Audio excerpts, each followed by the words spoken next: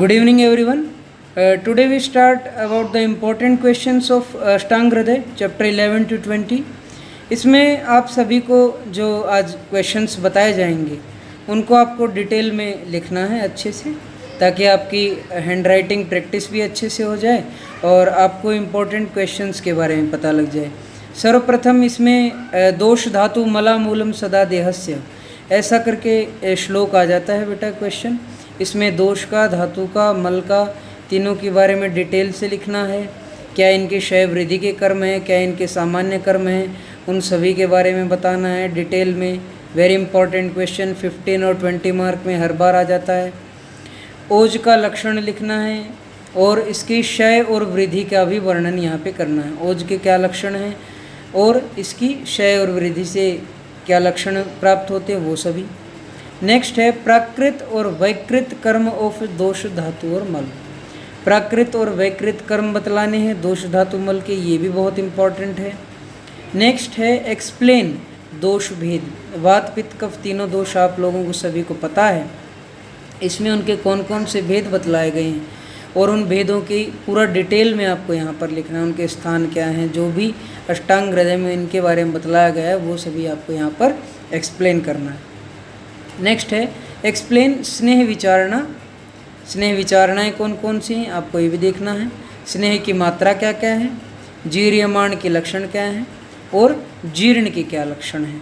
ये स्नेह के बारे में बहुत इंपॉर्टेंट है, इसका भी आपको ध्यान रखना है। वेरी इंपॉर्टेंट क्वेश्चन 15 मार्क में आ ही जाता है। नेक्स्ट है त्रिदोष का उपचार तथा कर्म। त्रिदोष के क्या उपचार बताए हैं, त्रिदोष के क्या कर्म बतलाए हैं। आचार्य अष्टांग हृदय वाग्भट के अनुसार ही आपको ये लिखना है, ये याद रखेंगे। नेक्स्ट है औषध काल, हमें मेडिसिन कब देनी चाहिए और किस डिजीज़ में किस प्रकार औषध देनी चाहिए, इसका आप डिटेल में वर्णन करेंगे। नेक्स्ट है describe nasya vidhi with all types. नस्य विधि का वर्णन करेंगे। Indications, contraindications, time and method of administration और बेनिफिट्स ऑफ नस्य का यहाँ पर आपको डिटेल में बतलाना है। वेरी इंपॉर्टेंट क्वेश्चन 15 मार्क और 20 मार्क में ये क्वेश्चन आ जाता है।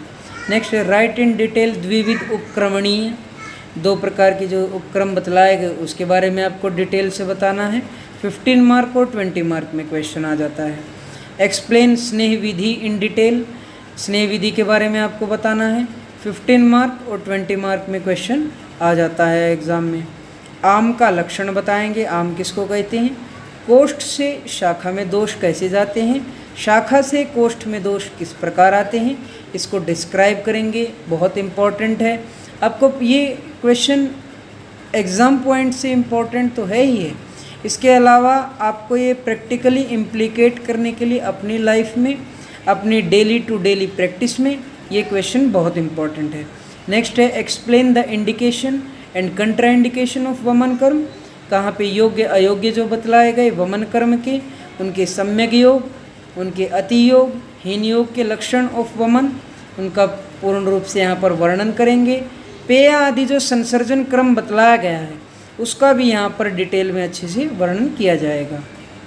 क्वेश्चन बहुत इम्पॉर्टेंट है आपकी ये डेली टू डेली प्रैक्टिस में। आप कैसे इसको इम्प्लीकेट कर सकते हैं, कैसे इन सब चीज़ों को याद रख सकते हैं, आपको अपनी भाषा में अच्छे से इसको डिटेल में लिखना है। नेक्स्ट है एक्सप्लेन द इंडिकेशन ऑफ वस्ती।